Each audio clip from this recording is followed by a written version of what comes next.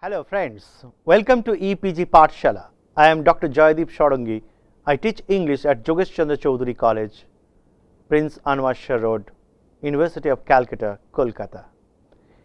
Today in module 33, we are going to learn Introduction to Ben Jonson with reference to his poetry. This module is prepared by Professor Vishesha Chakraborty, who teaches English at Jharram Raj Government College. Friends, Ben Jonson is known for you maybe as a dramatist, but today we will learn about him as a poet. He was one of the fabulous dramatists before the advent of William Shakespeare. William Shakespeare also took part in his dramatic performances in his early part of his career. But Ben Jonson is also known as a poet, a representative poet of the early Elizabethan period. Jonson's poetry is like his drama, is formed by the classical learning. Ben Jonson is noted for all of us as a classicist. He used to follow and adhere rules and strictures perfectly in a classical method and mode. Some of his better known poems are close translations of Greek and Roman models. All display the careful attention to form and style that come naturally to a poet and trained in classicism. He is also humanist in the order of ancient Greece and Rome. Therefore, some of his poems deal with the humanistic mission. Accepting both rhymes and strains, Jonson used to mimic the classical antiquities of simplicity, restraint, and precision. So Jonson's poems are marked by these rare gems. Friends, let us introduce to the Jonson's genius as a poet. His world of poetry is marked by the publication of Underwood, which was published in the year 1640. It was published in an extended volume as a form of folio. It is a larger and more heterogeneous group of poems compiled and written by Ben Jonson. It contains a celebration of cheers,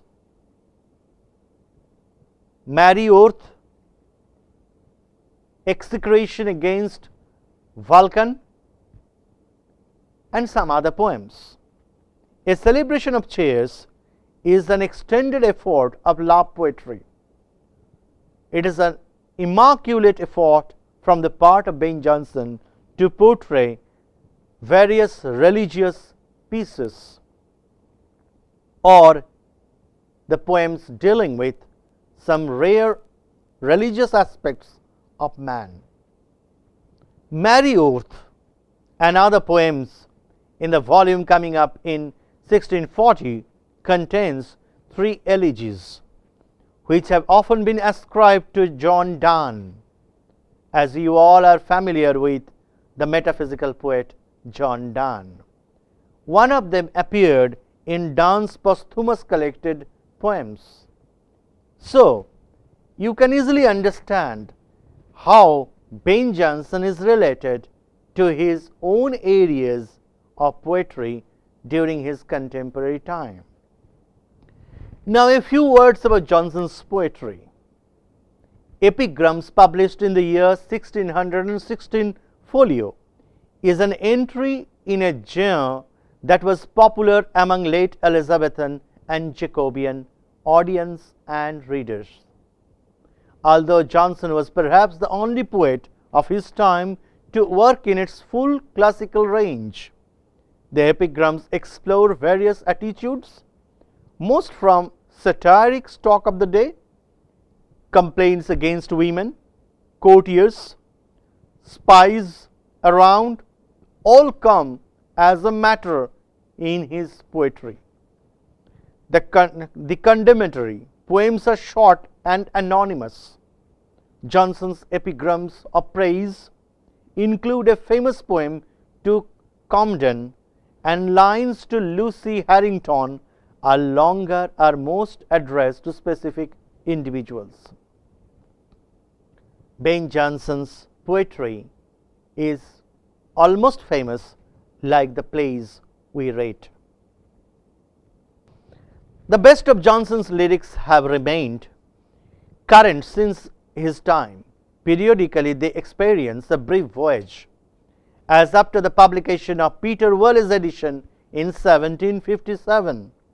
Jonson's poetry continues to interest scholars for the light which it sheds on English literary history and corpus, such as politics, systems of patronage, and intellectual attitudes.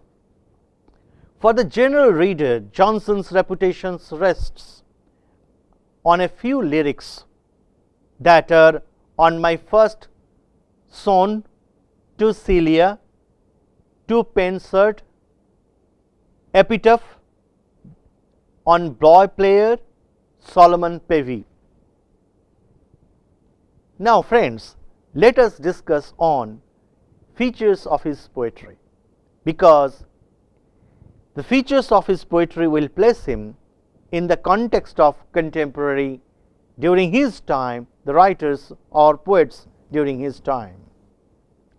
The reader of epigram, Forest and Underwood may be at first be repelled by the products of his sweating Titan, who hammered his verses into their definite and glowing felicity. But let him try the quality of the metal and workmanship, and most other men's poetry is like to appear trivial. Among his important critics, some of them have rated Ben Jonson as one of the best of his kind during his time. According to them, Ben Jonson's writing is noted for fashionable things of the court, the classical learning, and the vastness of opinion and insight. Let us read a few lines written by Ben Jonson in favor of Countess of Rutland. Beauty, I know, is good, and blood is more. Riches thought most, but madam, think that store. The world hath seen which all these had in trust, and now lie lost in their forgotten dust. Now friends, what is the credit that we can associate with Ben Jonson as a poet? Out of the materials no less varied than his learning, he fabricated songs which are as purely Elizabethan as they can be. That means Ben Jonson was the product of his time. All his poems are the markers of his classical learning. One of the earliest of his stately hymn to Queen Elizabeth in Cynthia's Revels, written in 1600, perhaps is an important and authentic record of classical lyricism. He writes, Queen and huntress chaste and fair. Into the climactic scene on Volpone, I think many of you understand, one of the premier works in dramatic works by Ben Jonson, he introduced one of the fabulous edition of Catullus. Come, my Celia, let us prove, while we can make sports of love, time will not be ours forever. And we have had enough discussions on Ben Jonson as a writer or as a lyricist under Carpe Diem motif. Now, the achievement made by Ben Jonson. Ben Jonson can be called as the first poet laureate. If Jonson's reputation as a playwright has traditionally been linked to Shakespeare, his reputation as a poet has since the early 20th century. That means his reputation was not been as a poet was not been discovered before the 20th century.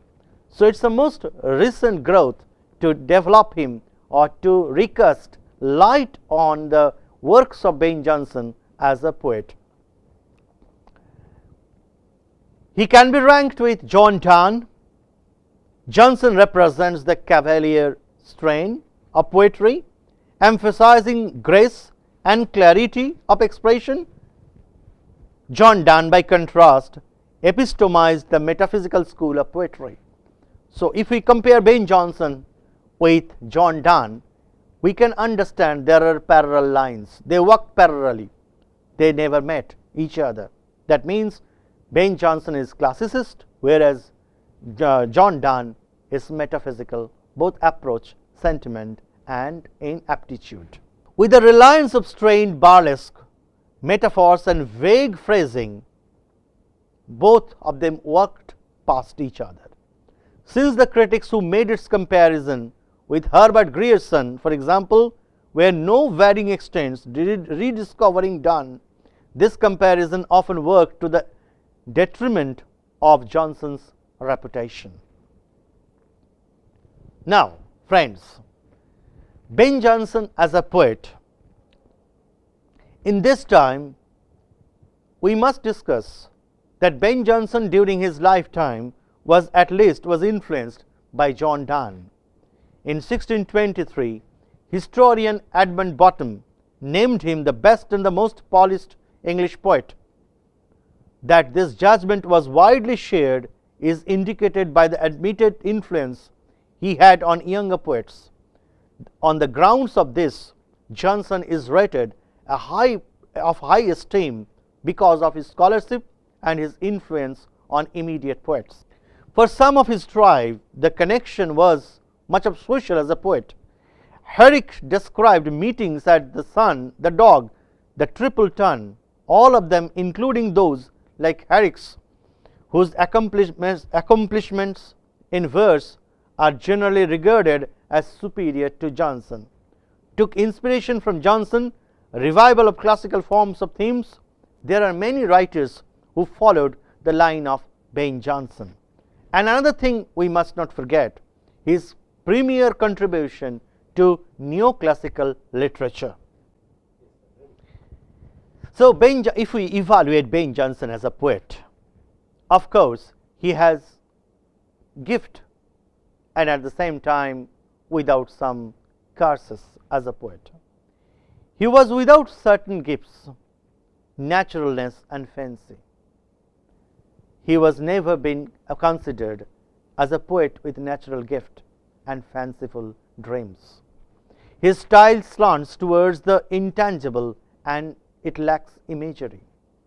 His meters are diverse, but his rhythm is not elastic. There are many rigid structures in his verses, and Dryden described his translations jaw-breaking, and you can understand what does jaw-breaking mean. But asserts Liguis, an important critic of the age, he contributed to poetry of his country some qualities in which it was then defective. He aimed at putting much meaning into the material line. His compositions tended to be consecutive and regular. He subordinated fire and dash to logic. He taught soundness, reflection, self-control. Unquote. I think these are premier issues of Ben Jonson's poetry, and these become very prominent during the literature of 18th century. So, Ben Jonson will be remembered for his soundness, reflection and self-control, leading to discipline in poetry. So, friend, in this particular module, we tried to estimate Ben Jonson as a premier poet. We learned Ben Jonson as a dramatist, and we are aware of his contribution in pre-Shakespearean drama.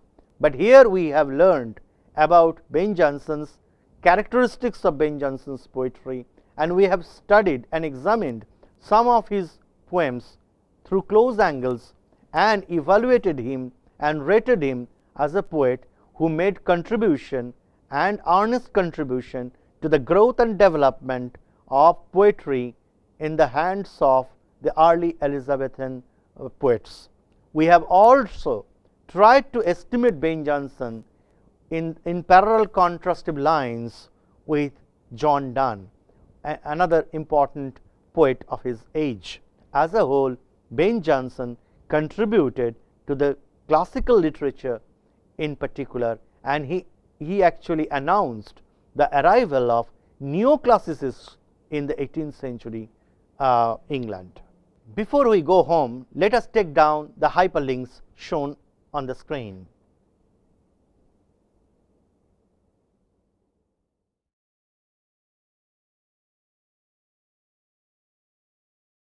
To Celia, Drink to Me Only with Thine Eyes, by Ben Jonson.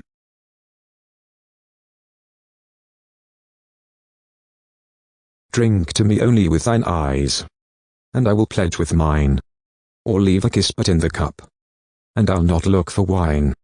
The thirst that from the soul doth rise, doth ask a drink divine, but might I of Jove's nectar sup, I would not change for thine. I sent thee late a rosy wreath, not so much honoring thee as giving it a hope, that there it could not withered be. But thou thereon didst only breathe, and send'st it back to me, since when it grows, and smells, I swear, not of itself, but thee. Drink to me only with thine eyes, and I will pledge with mine, or leave a kiss but in the cup, and I'll not look for wine. The speaker addressing a woman named Celia. He tells her to drink to him only with her eyes.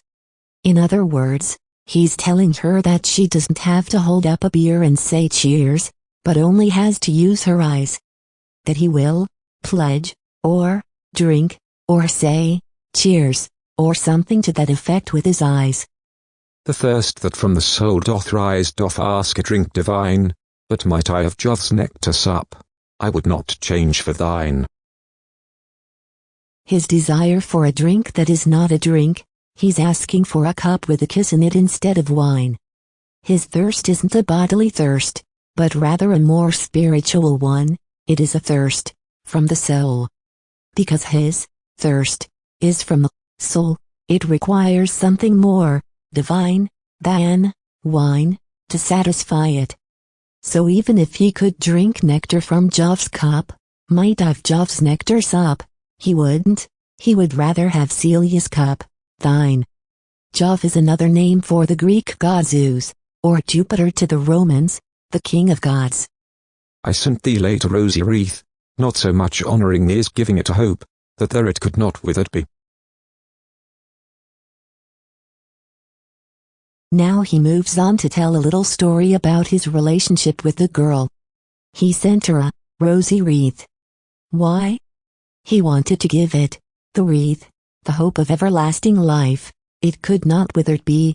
In other words, he views Celia as some sort of divine or enchanted figure that can keep things alive that will normally wither and die, like a wreath of flowers. But thou thereon didst only breathe, and sent'st it back to me.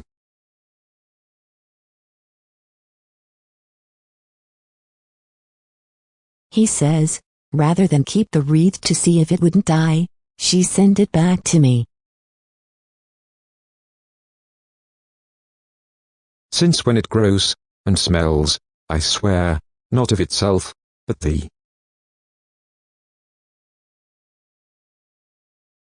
The speaker knows that the woman must have breathed on the wreath, since, when it grows it smells, not like a wreath of flowers, but like Celia.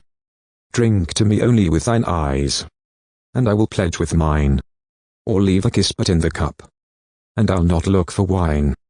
The thirst that from the soul doth rise, doth ask a drink divine, but might I of Jove's nectar sup, I would not change for thine. I sent thee late a rosy wreath, not so much honoring thee as giving it a hope, that there it could not withered be. But thou thereon didst only breathe, and send'st it back to me, since when it grows, and smells, I swear, not of itself, but thee. Thank you for listening.